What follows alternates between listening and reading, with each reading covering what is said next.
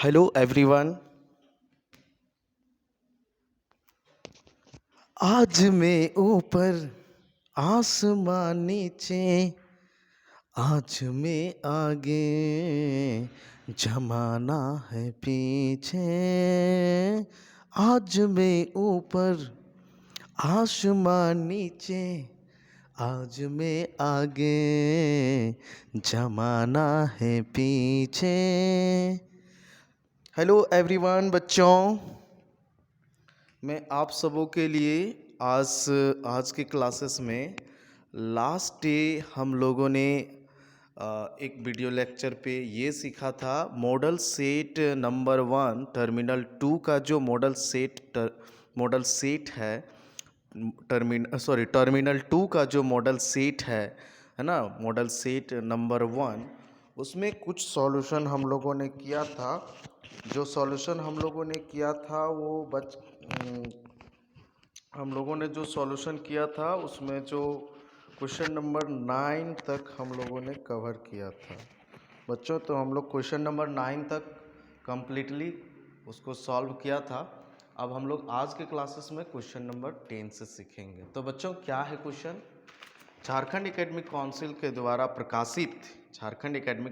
द्वारा प्रकाशित model set number 1 terminal 2 के लिए वो क्वेश्चन नंबर 10 है। तो क्वेश्चन उसमें है बच्चों, क्वेश्चन नंबर 10 में बोला जा रहा है कि आप बताइए, क्वेश्चन नंबर 10 में ये क्वेश्चन पूछा जा रहा है कि वर्क फंक्शन दिया हुआ है। क्वेश्चन में दिया हुआ है कि वर्क फंक्शन आपका है 2.14 electron bond, frequency of light जो है 6 इंटू 10⁻14 हर्ट्ज। तो बताना ये है क्वेश्चन नंबर ये में maximum kinetic energy of emitted electron, फिर निकालना स्टॉपिंग पोटेंशियल और सी काइनेटिक एनर्जी वेलोसिटी मैक्सिमम बताना है। तो 3 क्वेश्चन आप लोगों को क्वेश्चन नंबर 10 में सॉल्व करना है। तो गिवेन जो बच्चों दिया हुआ है ना, गिवेन जो है वो आपका वर्क फंक्शन दिया हुआ है, वर्क फंक्शन जिसको फाई नॉट से रिप्रेजेंट करते हैं और उसका वैल्यू है 2.14 इलेक्ट्रॉन वोल्ट बच्चों। और फ्रीक्वेंसी ऑफ लाइट जिसको न्यू कहते हैं, फ्रीक्वेंसी ऑफ लाइट जो है 6 इंटू 10⁻14 हर्ट्ज बच्चों। तो ये क्वेश्चन में दिया हुआ है और पूछ रहा है कि maximum kinetic energy of the emitted electron क्या होगा। Maximum kinetic energy of emitted electron क्या होगा? तो मैक्सिमम काइनेटिक एनर्जी का इक्वेशन हम लोग जानते हैं, maximum kinetic energy of emitted electron, ये फाइंड आउट करना है बच्चों, इमिटेड इलेक्ट्रॉन। तो इसको कैसे सॉल्व करेंगे बच्चों? तो आप लोग आइंस्टीन इक्वेशन, जो आइंस्टीन के का इक्वेशन जो होता है फोटो इलेक्ट्रिक इफेक्ट का, वो हम लोगों ने पढ़ा है, सीखा है। According to Einstein photo electric effect equation. Okay, तो क्या हम लोगों ने सीखा बच्चों? आप जानते होंगे हाफ एम भी मैक्स, है ना, हाफ बी एम भी मैक्स का स्क्वायर मतलब kinetic energy maximum is equal to, यहाँ डायरेक्टली हम लिख लेते हैं बच्चों, kinetic energy max is equal to जो होता है H nu minus H nu not, that is work function. तो बच्चों काइनेटिक एनर्जी मैक्सिमम हमको फाइंड आउट करना है। तो काइनेटिक एनर्जी मैक्सिमम कैसे निकालेंगे?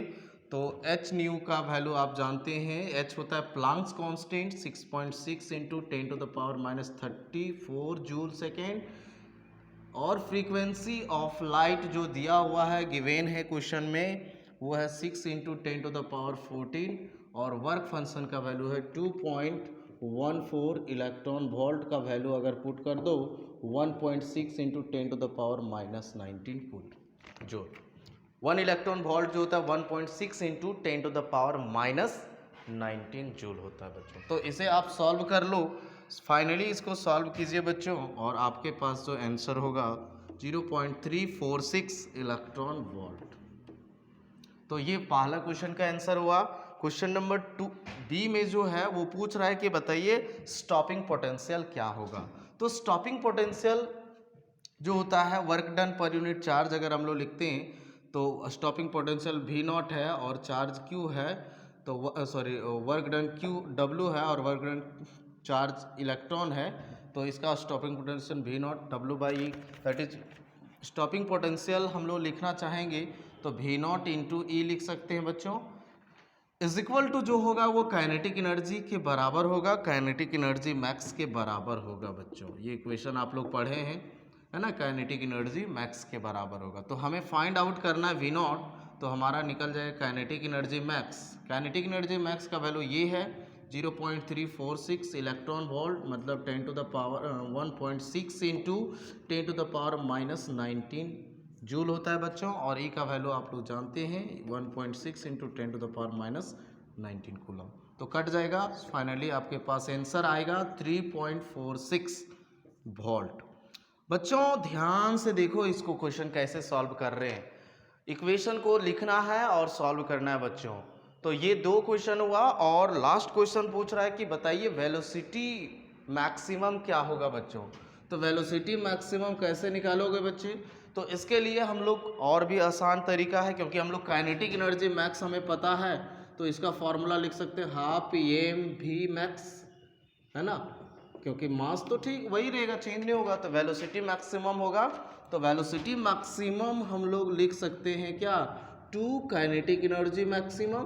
क्यों, क्योंकि ये 2 को इधर मल्टीप्लाई कर दो और मास नीचे आ जाएगा एम, और फाइनली ये सारे वैल्यू को आप प्लेस कर दो बच्चों। काइनेटिक एनर्जी मैक्सिमम का वैल्यू हम लोगों ने फाइंड आउट किया है ना, मास हमको पता है ना, तो काइनेटिक एनर्जी का वैल्यू कितना है 0.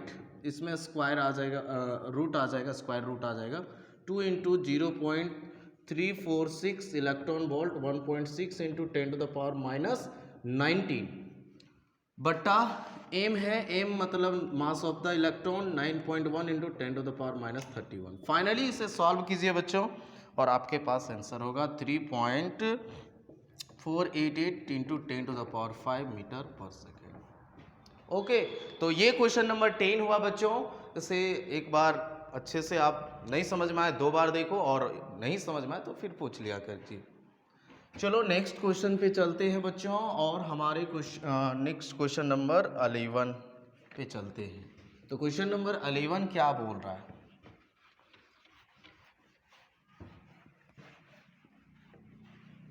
क्वेश्चन नंबर 11 जो है बच्चों, क्वेश्चन नंबर 11 जो है आपका सॉल्यूशन वो है जीनर डायोड के बारे में पूछ रहा है कि व्हाट इज जीनर डायोड और वर्किंग बताइए इसका।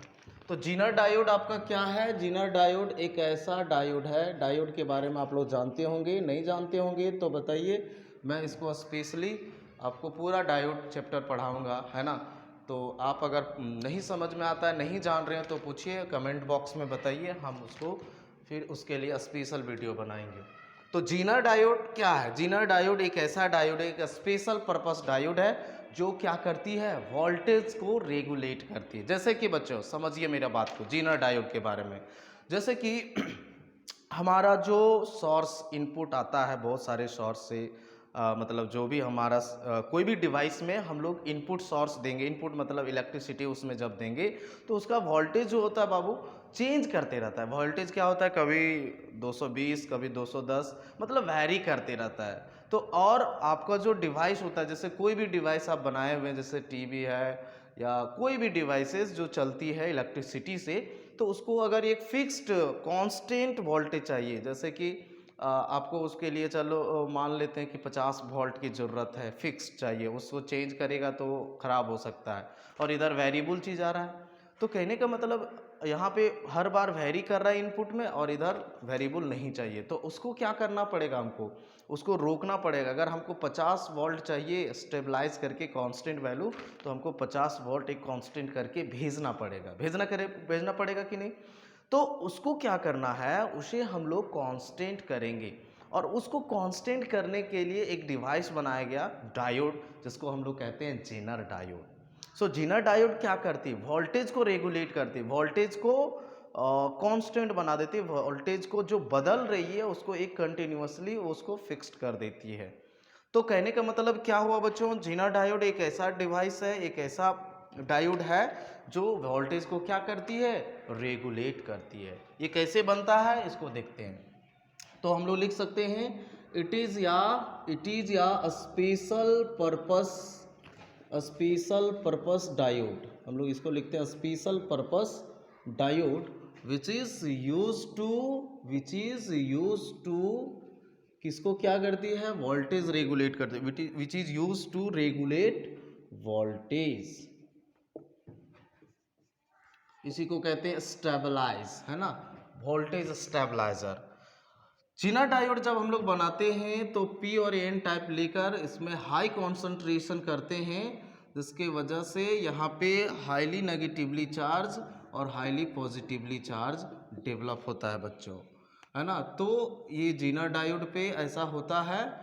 और जीना डायोड का जो हाईली डोपिंग होता है, तो हम लोग लिख सकते हैं जीना डायोड हाईली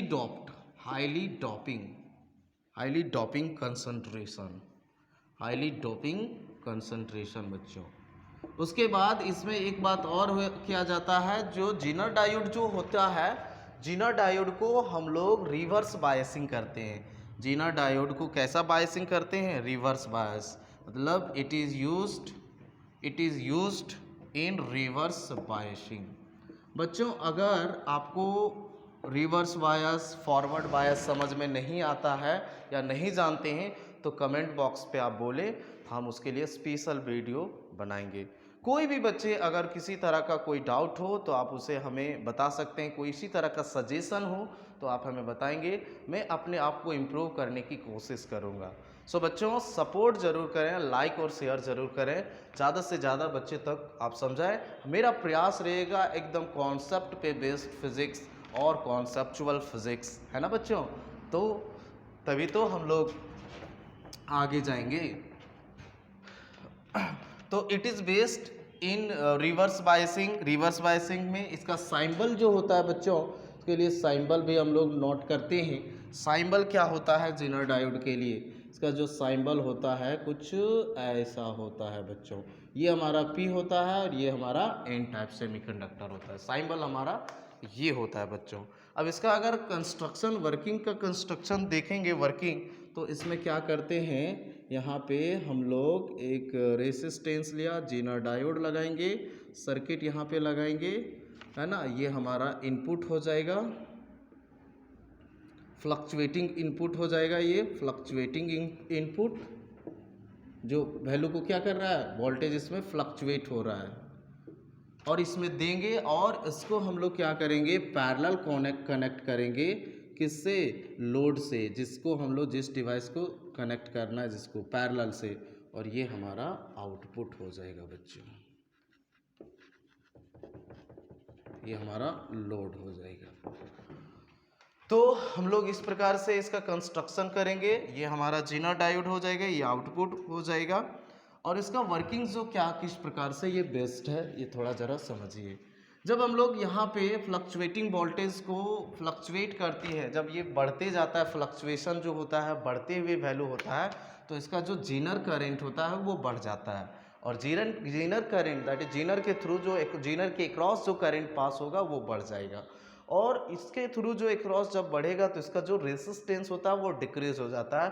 सो यहाँ का, और इसके बाद हम लोग इसको पैरेलल कनेक्ट करते हैं, जो पोटेंशियल यहाँ होता है उसके बाद ये कांस्टेंट हो जाता है, क्योंकि वो इंक्रीज करता है और करंट को इंक्रीज करते हैं, रेसिस्टेंस को डिक्रीज करते हैं, तो ये कांस्टेंट वैल्यू पे हम लोग वैल्यू लेते हैं, रिजल्ट आता है।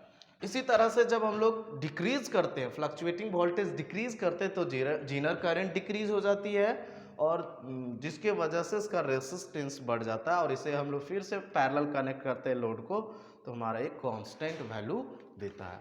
सो अगर वर्किंग लिखना चाहते हैं बच्चों तो इसको शॉर्ट में हम लोग जल्दी से लिखते हैं, और भी इसको डिटेल से थोड़ा हम लोग फास्टली यहाँ पे देख रहे हैं। अगर और भी बेहतर तरीके से आपको और भी कोई डाउट होता है, और भी इसको डिटेल से जानना है डायोड के बारे में, पीएन जंक्शन के बारे में, रिवर्स बायसिंग के बारे में, तो आप, मैं शुरू से एकदम स्टार्टिंग चैप्टर से पढ़ाना होगा तो आप उसे बता सकते हैं, मैं पूरा वीडियो उसको बनाऊंगा।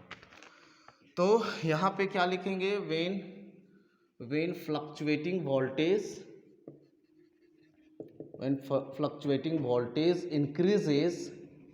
increases Zener current Zener current increase and hence resistance decrease. Resistance क्या होगा? डिक्रीज हो जाएगा बच्चों। एंड सेकेंड पॉइंट लिख सकते हैं, when fluctuating voltage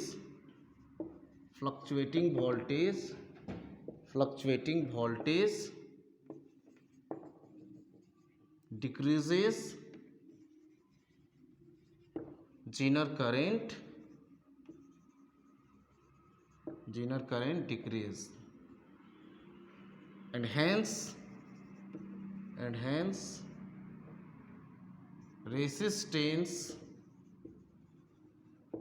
resistance increase। Okay तो ये हमारा वर्किंग पॉइंट है और हेंस इसको पैरेलल जब कनेक्ट करते हैं तो हमारा एक कांस्टेंट वोल्टेज देता है। नेक्स्ट हम लोग चलते हैं बच्चों, अब आते हैं हम लोग बताते हैं आपको क्वेश्चन नंबर 12 में। क्वेश्चन नंबर 12 में क्या बोल रहे हैं क्वेश्चन नंबर जो 12 है बच्चों, क्वेश्चन नंबर 12 देखिए, क्वेश्चन नंबर 12 में बोल रहा है कि बताइए फेजर डायग्राम की हेल्प से आपको बताना है कि